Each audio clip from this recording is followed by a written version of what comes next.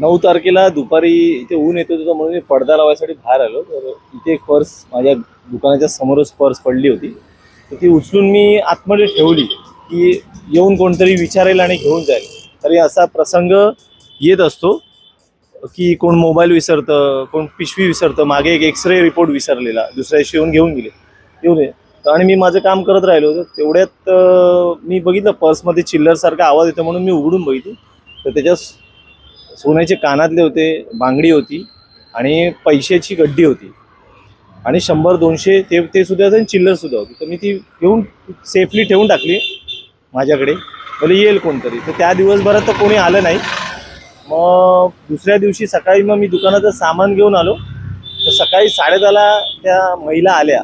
सगळ्या दुकानात विचारत माझ्याकडे आल्या आणि त्यांनी मला विचारलं की मी असं पालमपूरला राहते, पठाणकोटला.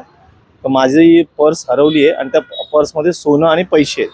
तर मी म्हणालो अजून काय आहे त्या पर्समध्ये. तर त्यांनी सांगितलं 2 कानातले आहेत, एक हातातली बांगडी आहे आणि पैसे आहेत. तर मी म्हणालो तुम्ही खुद्द कुठचे आहात. तर त्या म्हणाल्या की मी पठाणकोटची आहे.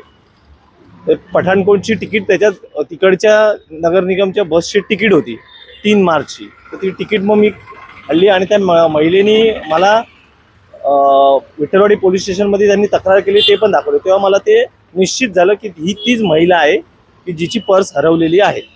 मग नंतर मी तिला पर्स दिली. तर त्यांनी मला धन्यवाद दिलं आणि सांगितलं की मी पोलीस स्टेशनमध्ये तक्रार करून आलेली, मी रात्रभर 2 वाजेपर्यंत झोपली नाही.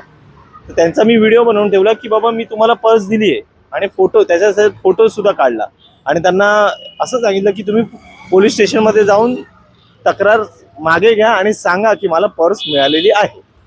उसमें क्या क्या है ये नहीं हाँ ये पैसा भी दिखाओ ये मिला है. हमारे को यहाँ पे दुकान वालों ने दे दिया है. बेचारों का बड़ा बड़ा धन्यवाद सर जी. पुलिस स्टेशन वालों के पास मैंने कंप्लेंट लिखाई है और इसमें गहने भी हैं. ये मैं बता रही हूँ, इसके अंदर गहने भी हैं. सब कुछ मिल चुका है. ये मेरे बाप समान भगवान समान निकले हुए हैं. और देखो मैंने रात को पुलिस स्टेशन भी गई हूँ, कंप्लेंट भी लिखा है. पर इनका बड़ा बड़ा धन्यवाद. इनको मैंने हार पहनाना है और सब कुछ दिया.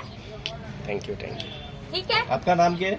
मोहिनी सरनेम मोहिनी शर्मा. आपको सब मिल गया है. हाँ जी. इसमें सब है. हाँ जी. पैसे मुझे मालूम है कितने कोई बात नहीं. मैंने देखे नहीं है. जैसा उठाया वैसा, क्योंकि सिर्फ मैंने उधर बहुत और अच्छी बात है. आधार कार्ड चेक करने के लिए मैंने खोला था कि आधार कार्ड पे नंबर रहेगा तो मैं फोन करके बोलूं.